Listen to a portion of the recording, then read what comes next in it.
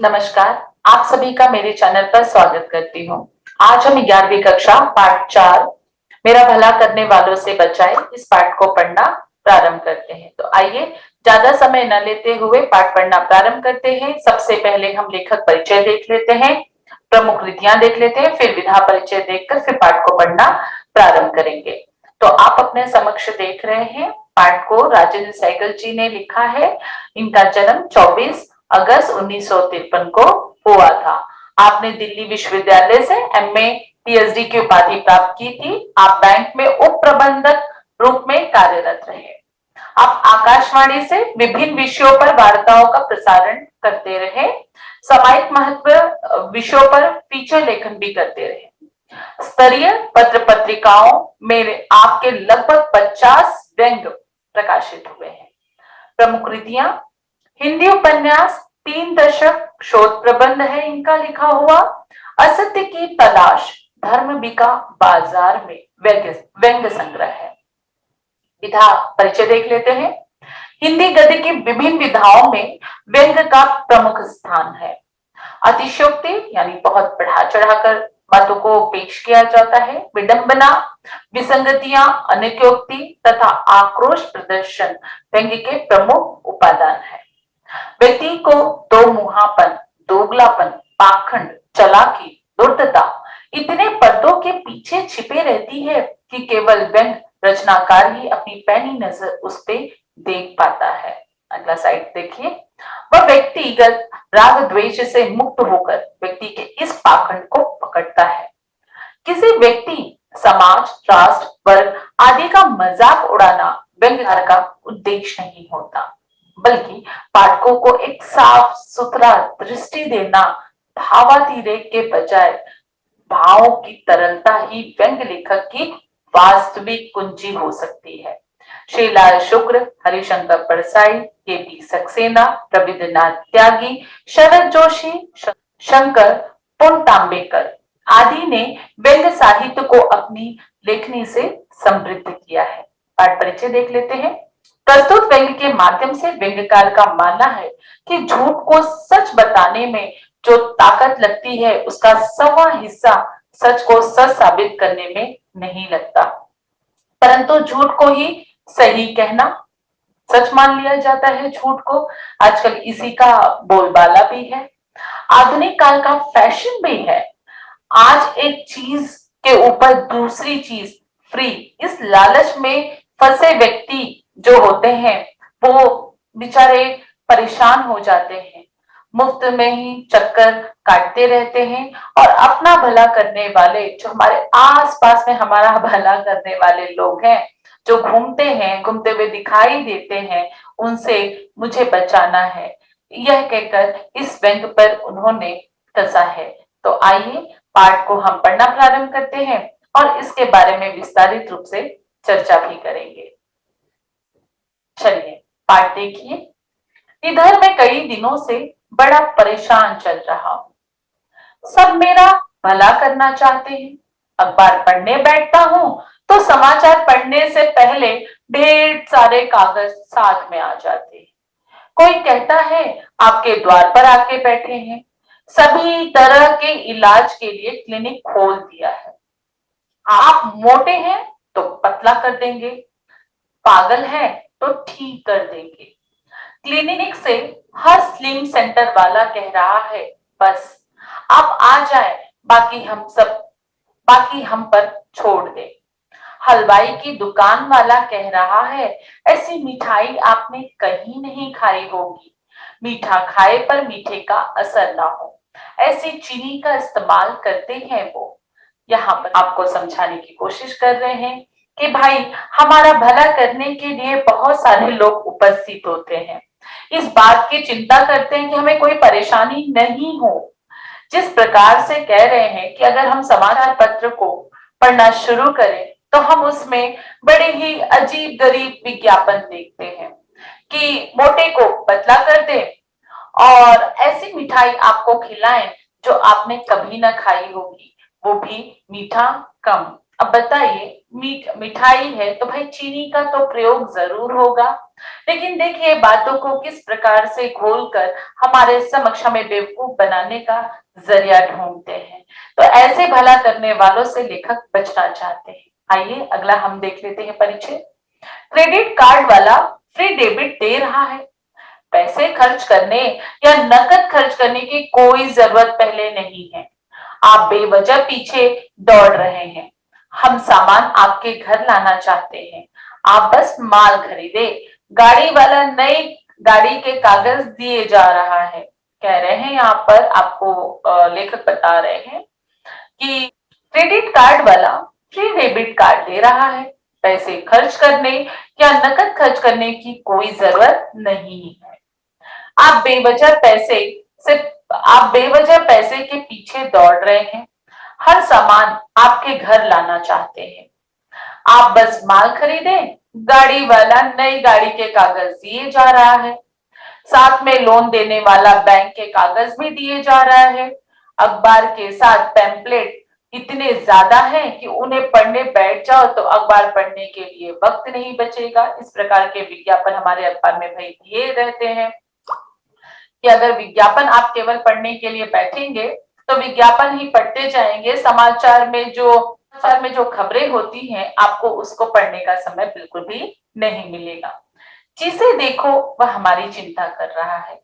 मुस्काती चहचहाती लड़कियों के झुंड एक साथ मिलकर, झुंड के झुंड यानी एक साथ मिलकर, समूह आप कह सकते हो, आपके पास किसी भी प्रदर्शनी को देखते वक्त आ जाएंगे। आपको लगेगा हमने ऐसी क्या उपलब्धि पाली है कि सभी हमारा ऑटोग्राफ लेना चाहते हैं। वे फॉर्म भरवा रही हैं। इनाम के लालच में फॉर्म के साथ कुछ उम्मीदें बांधे जा रही हैं। घर में बैठा हूं, कोई साफ पानी पीने के लिए वाटर फिल्टर लगाना चाह रहा है। पैसे की तो कोई बात ही नहीं करता। पैसे आते रहेंगे। आप बस फॉर्म भर दीजिए। सब कुछ आसान है। किश्तों में है, पता ही नहीं चलेगा। क्रेडिट कार्ड वाला नियमित रूप से विवरण भेज रहा है। आप बस पेट्रोल भरवाते रहे। साबुन मांगो तो कोई एक टिकिया देता ही नहीं। सीधे कम से कम 4 टिकिया पकड़ाएंगे और जिसमें एक मुफ्त। अब देखिए यहाँ पर क्या होता है, लड़कियां जो है झुंड जो है वो आ जाती है फ्री में क्रेडिट कार्ड देने के लिए, और इसके साथ में बहुत सारी उम्मीदें बांध कर चली जाती हैं। पानी भी यहाँ मुफ्त में नहीं मिलता है। वाटर फिल्टर लगवाना पड़ता है पानी को साफ रखने के लिए। और यहाँ पर ये कहा जा रहा है बस आप एक फॉर्म भर दीजिए और आपको क्रेडिट कार्ड मिल जाएगा। यहाँ पर जो लेखक है वो ये इस विचार में है कि साबुन मांगो तो टिकिया भी कोई फ्री में नहीं देता है। ठीक है, कम से कम आपको 4 टिकिया पकड़ाएंगे जिस पर आपको ये खुशी दे देंगे कि 4 टिकिया पे 1 टिकिया फ्री, जो कि वो 1 टिकिया जो आपको फ्री दी जाती है उसके भी जो पैसे होते हैं उसमें जोड़ लिए जाते हैं। तो यहाँ पर ये कहा जा रहा है कि देखिए लोग किस प्रकार से हमारा कहते हैं कि भला किया जा रहा है और भला के नाम पर हमें लूट रहे हैं। अगला हम देख लेते हैं। हर जगह एक फ्री का इतना चलन है कि लगता है सब जगह भाईचारा बढ़ गया है। कोई खाने की चीज छोटी नहीं है। सीधे लार्जर देन लाइफ हो गई है। पहले ज्यादा खाओ और फिर पचाने के लिए पाचन गोलियां खाओ। इससे पहले की है किसी ने किसी इतनी चिंता, पहले किसी ने चिंता की, कोई हमारे बारे में चिंता जताता है कि लो भाई ये चीजें फ्री में ले लो? कभी नहीं। और हमें अगर कोई फ्री में दे दे तो शायद हमें वो पचता भी नहीं है, क्योंकि हमें फ्री में खाने की आदत ही नहीं होती है। लोग कोसते रहते हैं दुनिया में प्यार मोहब्बत कम होती जाती है। ये उनकी समझ की कमी है। प्यार तो दुगना चौगना बढ़ता ही है। पार्क में अगर हम घूमने चले जाते हैं तो योग संस्था वाले क्या करते हैं, आकर घेर लेते हैं, कहते हैं कि सिर्फ घूमने से और सैर करने से क्या होगा। वे लोग मुझे योगा के फायदे समझाने लगते हैं। मैं उन्हें अपने वक्त की समस्या, थोड़ा बहुत घर के कामकाज की समस्या जब बताता हूँ, पर वे तो दुनियादारी मानकर मुझे सीख देने लगते हैं। उन्हें लगता है अरे यार ये तो बस अपने पारिवारिक चीजों में आ गए और दुनियादारी की बातें कर रहे हैं, तो वो मुझे नए नए ज्ञान देने लगते हैं। वे हर जगह कंपटीशन पैदा करना चाहते हैं। मैंने अपना पक्ष रखते हुए बताया कि मैं इस सैर से फिट रहता हूँ, यानी मैं ये जो वॉकिंग करता हूँ, मैं जो ये सैर करता हूँ, मैं जो ये घूमता हूँ, देखो भाई मैं इससे बहुत ही फिट रहता हूँ, मुझ में कोई भी बीमारी नहीं है, मैं ठीक ठाक हूँ। पर वे इसे मेरी नासमझी समझते हैं, बेवकूफ लेखक को समझ लेते हैं। मुझे योगा के फायदे बताने लगते हैं, फायदे के बारे में समझाया जाता है लेखक को। अगले दिन सैर करने के लिए मुझे दूसरा पार्क देखना पड़ा। अरे भाई, जिस पार्क में आप जाओगे, अगर बार बार कोई आपको आकर वहां पर कभी योगा के फायदे, कभी कुछ, क्योंकि उन्हें क्या करना है, उन्हें ग्राहक जो है जुटाना है और हमें उन सारी चीजों से बचना है। तो हम क्या कर लेंगे, तंग आकर हम दूसरा पार्ट ढूंढ लेंगे। लेकिन क्या दूसरा पार्ट ढूंढने के बावजूद भी लेखक को रियायत मिली है? आइए देखिए। मैं पिछले कुछ वक्त पहले इन योगा वालों से प्रभावित रहा, पर अब मेरा मोह भंग हो गया है। हुआ यूं कि पार्क में घूमते घूमते इनके ठाके ठाके जोर जोर से हंसना सुनकर बड़ा अचंभित हुआ, बड़ा आश्चर्य हुए। सोचता रहा कि आज इस वक्त में ठहाके लगाने के लिए आखिर इनके पास नुस्खा क्या है। मैं भी सकुचाते और घूमने का बहाना बनाकर उनके दायरे में शामिल हो गया। वहां जाकर पता चला कि उनका ठहाका लगाने का आधार था कि वे एक दूसरे को चुटकुले सुनाते हैं। मतलब एक लाफ्टर योगा भी होता है जहां पर चुटकुले सुनाए जाते हैं और लोग ऐसे हाथ को ऊपर कर कर कर हंसते हैं। ये भी एक एक्सरसाइज होता है, ये भी एक योगा ही है। आगे देखिए। मुझे ठहाका न लगाते हुए देखकर अपनी जब लेखक हंसते नहीं है तो उन्हें देखकर लोग हैरान हो जाते हैं। बाद में मुझे इन चुटकुलों की समझ न रखने वाला मानकर माफ कर देते हैं। मुझे जल्दी ही इन ठहाकों का राज समझ आ गया और मैं अपने रास्ते वापस आ गया। यानी लेखक को जब समझ में आया कि इसका क्या राज है कि भाई इसमें एक चुटकुले सुनाओ और इसके बाद में हंसो जोर जोर से, और हंसने का भी एक एक्सरसाइज है। जब ये लेखक समझ गए, उनको इस बात का पूरी तरह से ज्ञात हो गया, तो वो वापस से पुनः क्या हो गया, अपने रास्ते पर आ गए। आगे देखिए।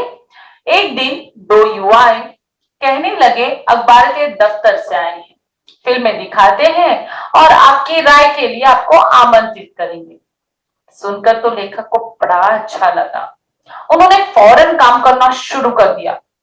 जैसे ही मुझे किसी काम में व्यस्त देखा तो वो जो दो युवा आए थे उन्होंने कहा, हस्ताक्षर के लिए कागज आगे कर दिया। पढ़ने को वक्त की बर्बादी समझकर उन्होंने लेखक से साइन करवा लिया। देखिए, उन्होंने हस्ताक्षर वाली जगह बताकर मेरे हस्ताक्षर करवा लिए। वही हुआ था जो होना था। थोड़े दिनों के बाद एक चमचमाता क्रेडिट कार्ड आ गया। सारे मामले की छानबीन करने पे पता चला कि देश के भावी कर्णधार बेशक अखबार के ऑफिस से आए थे, पर उनका किसी विदेशी बैंक से कॉन्ट्रैक्ट था। इस कॉन्ट्रैक्ट के चलते उन्हें क्रेडिट कार्ड बनवाने का लक्ष्य पूरा करना था। यानी जो वो फिल्म के लिए जहां पर उन्होंने कहा कि सर आपकी हस्ताक्षर चाहिए, फिल्म के बारे में आपका रिव्यू चाहिए, और लेखक उस चीज को पढ़ने लगे। हालांकि वो जो था वो फिल्म का रिव्यू के लिए नहीं था, राय के लिए नहीं था, बल्कि क्रेडिट कार्ड के लिए उन्होंने उनसे हस्ताक्षर करवा लिए थे। ये लेखक को बाद में पता चला। और क्या हुआ, उन क्रेडिट कार्ड वालों का लक्ष्य भी पूरा हो गया। अगला देखिए। फिल्म देखने जाता हूँ, टिकट के साथ खाने का सामान शामिल कर लिया जाता है। मैं खाने की मनाही करता हूँ। मुझे कुछ इस तरह समझाया जाता है कि 3 घंटे की फिल्म में कोई भूखा प्यासा थोड़े ही बैठेगा, फिर खाने पीने की लाइन में आपका लगना हमें अच्छा नहीं लगेगा। उससे उसे पता है भूख तो लगेगी। अक्सर हमारे साथ भी ऐसे ही होता है कि जब हम फिल्म देखने के लिए जाते हैं और इंटरवल होता है तो उस समय हम भी क्या करते हैं, पॉपकॉर्न, इन सारी चीजों को खाना पसंद करते हैं, क्योंकि अगर आपके पास में बैठे हुए लोग खाएंगे तो आप उनको देखकर आपका भी मन ललचाएगा। लेकिन अब ये सोचिए कि फिल्म देखने के लिए हम जाते हैं, लेकिन जो पॉपकॉर्न हमें 250 से लेकर 300 रुपए में मिलता है, क्या वो वाजिब है? उसी के बारे में यहाँ व्यंग कसते हुए हमारे लेखक महोदय सहगल जी क्या कहते हैं, आइए देखते हैं। वह दूरदर्शी है, उससे दूसरे की भूख बर्दाश्त नहीं होती। लाइन में लगने से कष्ट होगा, पहले ही इंतजाम कर देता है। मेरे द्वारा कोई तर्क करने से पहले ही तुरुप का पत्ता फेंकते हुए मुझे बताया जाता है, श्रीमान टिकट के साथ तो हम आधे पैसे चार्ज करते हैं। यह स्कीम आपके फायदे को ध्यान में रखकर ही जन कल्याण के लिए कुछ दिन पहले ही लाई गई है। मैं जन कल्याण का फायदा उठाने के लिए और बहस नहीं करता। 10 के पॉपकॉर्न 100 में खाकर उनका एहसान मानने लगता हूँ। यहाँ लेखक महोदय तो 10 के पॉपकॉर्न 100 में खाकर, यहाँ तो 10 के पॉपकॉर्न आजकल 250 से लेकर 300 तक बन चुके हैं। मॉल में कपड़ों की सेल लगी है।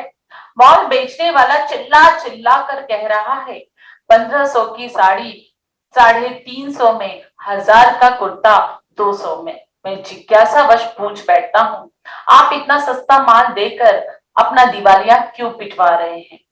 वह झट से कहता है, मैं भारत माँ का सपूत हूँ, मुझे अपने देशवासियों से प्यार है। ये कौन सा प्यार है भाई?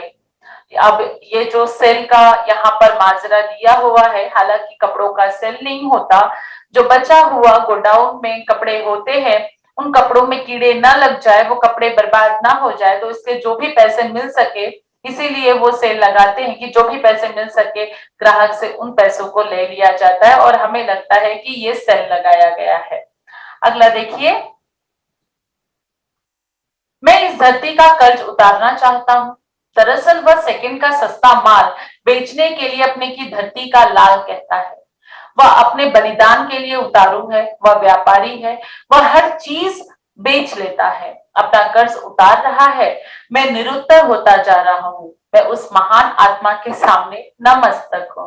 कहते हैं भारत माता का पुत्र बोल रहा है, तो मैं भी एक देशवासी होने का कर्तव्य जो है लेखक निभा रहे हैं। कह रहे हैं कि मेरी भी आत्मा उनके सामने, उनके समक्ष मेरा सर झुक गया, अपने झुक को झुकाने के लिए मैं भी मजबूर हूँ। कोई दुकान वाला त्योहारों पर होने वाली छुट्टियों की अग्रिम सूचनाएं दे रहा है। फला फला तारीख के दुकान बंद रहेगी, आज ही जरूरत का सामान जमा कर लो। हमें तो आपकी बड़ी चिंता रहती है, हमें पता है इसके बिना रह नहीं पाओगे, दुगनी कीमत के पाने के लिए दर दर भटकोगे। पर आप लोग कहते हैं ना कि मनुष्य में संवेदनशीलता खत्म होती जा रही है। जब तक हम रहेंगे मनुष्यता बची रहेगी। लेखक जैसे, अगर मनुष्य इस धरती पे रहे तब तक मनुष्यता बची रहेगी, आगे का पता नहीं। बाजारों की चिल्लपो, चिल्लपो यानी आवाज, चिल्लाने की आवाज, जो दुकानदार सेल करते हैं, एक का दो, दो का तीन, या 500 में ले लो, 600 में ले लो, आपने देखा होगा बाजार में जोर जोर से चिल्लाते रहते हैं, से घबरा कर घर आता हूँ। मनोरंजन के लिए टीवी ऑन करता हूँ। समाचार चैनल खबरों के नाम पर डरा रहे हैं। समाचार जो चैनल है, बहुत ज्यादा खबरें जो है एडवांस में सुनाते हैं, जो सही नहीं है, जिससे जो आम जनता है वो घबरा जाती है। मौसम का हाल जानना चाहा तो 45 डिग्री के तापमान को कुछ इस तरह बताया जा रहा है कि गर्मी की तपिश से जनता बेहाल है। बताइए, आकाश से आग की बरसात। आप अगर जीवित रहना चाहते हैं तो अपना भला चाहते हैं तो घर से बाहर ना निकले। इस प्रकार से अगर डराएंगे तो कैसे लोग घर से बाहर निकलेंगे? देखिए, बातों को किस प्रकार से घुमा फिरा कर हमारे समक्ष प्रस्तुत किया जाता है इन समाचार चैनलों के माध्यम से। आपका गर्मी से आया पसीना अब आपको पूरी तरह नहला देगा। इसी तरह सर्दी के खौफनाक वर्णन पर आप रजाई में कपकपी महसूस कर सकते हैं। दरअसल बात दर्शकों के मनोरंजन का है। कभी कभी दर्शक इन बातों को, इन न्यूज चैनलों को, इनके संचालन करने की तकनीकी पर भी काफी खुश होते हैं और उनका एक मनोरंजन भी हो जाता है। यह तो सोने पे सुहागा वाली बात हो गई है कि एक खबर को 10 बार अलग अलग तरीके से दोहराया जाएगा। जैसे आपने देखा होगा समाचार पत्र में, आपने देखा होगा कि समाचार चैनलों में अक्सर आप देखते हो कि किसी भी बात को बताने के लिए वो सस्पेंस बनाकर रखते हैं कि अब ब्रेक के बाद देखिए, अब ब्रेक के बाद देखिए, और उस ब्रेक के बाद करते करते कम से कम आधा घंटा लगा देते हैं। फिर अंतिम में हमें पता चलता, अच्छा ये खबर थी, ये क्या हो गया। तो इस प्रकार के कह रहे हैं कि अलग अलग तरीके से हमारे समक्ष खबरों को पेश करते हैं और वो कहते हैं कि हम आप सबका भला करते हैं। अरे भाई, ऐसे भला करने वालों से बचाइए। आगे देखिए, उसका साध्य पवित्र है, साधन से समझौता कर ले, पर साध्य साफ होना चाहिए। दरअसल यह हमारा भला चाहने वाले हैं जिनकी चिंता को हम ठीक से समझ नहीं पा रहे हैं। गर्मी, सर्दी, सूखा, बाढ़ के प्रकोप से आदमी बच नहीं जाए। इनकी भाषा के मर्मातक प्रहार से मरना लाजमी है। अगला देखिए, मैं इस गले मोहल्ले में ब्यूटी पार्लर खुल गया। मुझे अपने पैर के लंबे नाखून कटवाने हैं। वह मेरा फेशियल करना चाहता है। उसका कहना है नाखून के जुराबों में, जुराबों यानी मोजे, छिप जाएंगे तो मुंह तो सबको नजर आएगा। वह मेरी फेस वैल्यू बढ़ाना चाहता है। अक्सर ऐसा होता है, जब आप पार्लर में जाएंगे तो आपको कहेंगे कि सर आप ये लगा लीजिए, इससे काफी गोरे हो जाएंगे। फिर आप पूछेंगे कि इसकी कीमत क्या है, तो कहेंगे सर सिर्फ 1000 रुपए। वो सिर्फ लगा देते हैं तो चीजें सस्ती हो जाती है। आगे देखिए, मैं पैर के लंबे नाखून कटवाने पर अड़ा हूं। पता नहीं क्या सोचा, पता नहीं क्या सोचकर वह मेरी बात मान गया। उसने मेरे पैर पानी में रखवाए, बड़ी फिर बड़ी देर तक मेरे पैरों के नाखून को घसता रहा। मुझे आज से पहले अपने नाखून इतने महत्वपूर्ण नहीं लगे। वह मेरे मुड़े नाखूनों को सीधा करने लगा, बड़े तरीकों से नए नए औजारों से घिसने लगा। कोई संगमरमर की मूर्ति तराश रहा है। मैंने ऐतराज किया तो उसने मेरे ऐतराज को घोर ऐतराज किया। उसने पैर के बड़े नाखून से होने वाली तकलीफों का एक लंबा चौड़ा स्पष्टीकरण व्याख्यान दे दिया। उसने इसे नाखून कटवाने की जगह क्या नाम दे दिया? पेडिक्योर। हम कहेंगे नाखून कटवा कर आए, लेकिन वहां पर नाखून कटवाने को क्या कह रहे? पेडिक्योर। थोड़ा इंग्लिश नाम आ जाता तो हाई फाई शब्द बन जाते हैं। आगे देखिए, वह बड़ा लुभावना नाम था। मैं मान गया। मैं उनके तर्कों से खुशी खुशी हार गया और उस नाखून कटवाने, जिसे हम पेडिक्योर कहते हैं, वो पेडिक्योर के 1000 रुपए लेकर लेखक मुक्त हो गए, यानी उसमें खुशी मिल गई लेखक। आगे देखिए, रास्ते से जा रहा था, एक लंबी कतार ने मेरा ध्यान आकर्षित कर लिया। उस कतार में मैंने झांक कर देखा। कतार मोबाइल खरीदने वालों की थी। चिल्ला चिल्ला कर स्पीकर पे सूचनाएं दी जा रही थी। मोबाइल खरीदो और सिम कार्ड मुफ्त में पाओ, टॉक टाइम भी साथ में ले जाओ। सुनकर मैं भी मोबाइल कतार में एक हिस्सा बन गया। उस भीड़ में दिन भर खड़े होकर मोबाइल का मालिक बन गया। दिन भर खड़े होकर लेखक ने मोबाइल हासिल ही कर लिया। उस दिन से जेब में घंटियां बजने की राह देखता रहा। मैंने मोबाइल खरीदा, स्विच ऑन किए बैठा हूं कि कोई तो फोन आएगा, लेकिन कोई फोन आया ही नहीं। बीच बीच में बार बार लेखक चेक कर ले रहे थे कि कहीं कोई गलत बटन तो नहीं दब गया कि फोन नहीं आ रहा है। फिर कहते हैं कि मेरे पास ही दो प्रॉपर्टी डीलर, दो युवा बैठे हुए थे और उनके फोन तो धड़ाधड़ आ रहे थे। दिवाली की लोग शुभकामनाएं देख रहे थे। फिर इसके बाद लेखक खुद थकार कर लोगों को फोन करके कह रहे थे कि भाई मैंने नया फोन लिया है, कम से कम दिवाली की शुभकामनाएं तो दे दो। जो कुछ न रखे न फायदा कर सके, उसका क्या शुभ और क्या शुभकामनाएं। ये सारी बातें लेखक जो है, ये सारी बातों के बारे में लेखक विचार कर रहे थे। आगे देखिए, मैंने कुछ दोस्तों को निर्देश दिए कि फोन मोबाइल पर ही करना। ऑफिस का फोन ध्यान आकर्षित नहीं करता। मोबाइल फोन ध्यान से खींचता है। जब तक मोबाइल दूसरों का ध्यान न बांटे, तब तक फोन का क्या मतलब।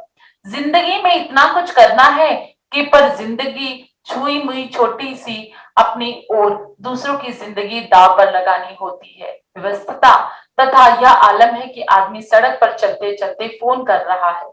पता नहीं कौन लोग हैं जो कहते हैं कि भारत और अमेरिका का मुकाबला नहीं किया जा सकता है। आपको भी पता है कि जब मोबाइल नया नया हमारे पास में आता है तो हमें ऐसा लगता है कि कोई इस पे फोन करे और हम उस फोन को उठाएं और उससे लंबी चौड़ी बातें करें। लेकिन जब कोई फोन नहीं आता है तो उस समय हमें ऐसा लगता है कि कोई फोन क्यों नहीं कर रहा है। तो ये उत्सुकता जो थी वो लेखक के मन में भी थी। आगे देखिए, सेल फोन से हम हीनता की ग्रंथि से मुक्त हुए।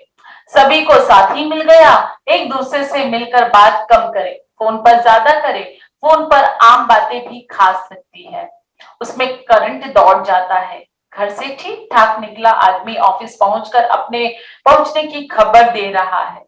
सब एकाएक एक दूसरे के करीब हो गए हैं। मेरे हाथ में भी मोबाइल आ गया है। उस मोबाइल से मुझे भी प्यार हो गया है। लेकिन कब से राह देख रहा हूं, मुफ्त में मिले सिम कार्ड से मोबाइल की घंटी क्यों नहीं बज रही है। याद रखें, घोषित तौर पे अपना नुकसान करने वालों से फिर आप बच सकते हैं, जो आपको बहुत सारे स्कीम बताते हैं। कुछ अपनी सुरक्षा की तैयारी कर सकते हैं, पर इनका फायदा करने वालों से बचने की आपको सबसे ज्यादा जरूरत है। लोग कहेंगे कि मैं आपका फायदा करता हूं, लेकिन आप उससे क्या करना है, आपको बचना है।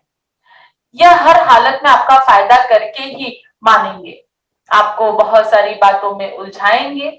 मैंने कई बार इन भला करने वालों को समझाया है, क्यों मेरे पीछे पड़े हो। अक्सर देखिए आजकल ऐसा होता है कि आपको दूसरे नंबर से कॉल आता है और आपको कहा जाता है सर आपको लकी ड्रॉ लगा हुआ है, हम आप चाहते हैं कि आपको ये रुपए मिल जाए आपके खाते में, तो क्या आप अपना मुझे बैंक का डिटेल दे सकते हैं। और हम इस खुशी में भूल जाते हैं और हम बैंक का डिटेल अपना दे देते हैं और पासवर्ड दे देते हैं, लेकिन इसका भुगतान ये होता है कि हमें ही पैसे, इसका नतीजा ये होता है कि हमारे बैंक से पैसे निकाल लिए जाते हैं। तो आप इसके प्रति सतर्क रहिए और ऐसे लोग अगर आपका भला कर रहे हैं गिफ्ट देकर, तो आप उनसे दूर रहिए।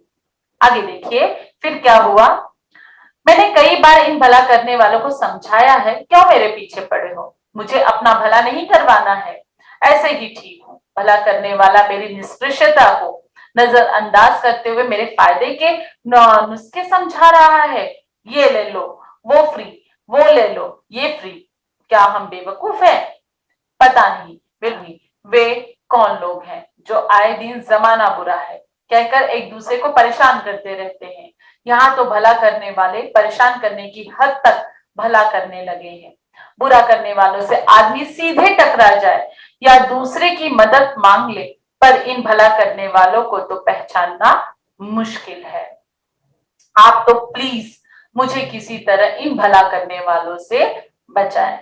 ये झूठ बराबर तप नहीं व्यंग संग्रह से लिया गया है। बहुत ही अच्छा पाठ ये पढ़ने में लगा, जीवन की सच्चाई बताई है और जो आपके साथ में होगा या होता है, इन्हीं बातों को यहाँ पर व्यंग के माध्यम से सहगल जी ने बहुत अच्छी तरह से इस पाठ को हमारे सामने, पाठ का स्वाध्याय देख लेते हैं। आप अपने नोटबुक में इसे लिख लीजिएगा। आकलन आपके समक्ष है, संजाल बना हुआ है, इसके उत्तर आप देखकर अपने नोटबुक में लिख लीजिएगा। वीडियो काफी लंबा हो जाता है, इसीलिए आपके समक्ष ये जो पीपीटी है प्रस्तुत है, तो आप इसे देखकर अपने नोटबुक में ध्यान से लिख लीजिए।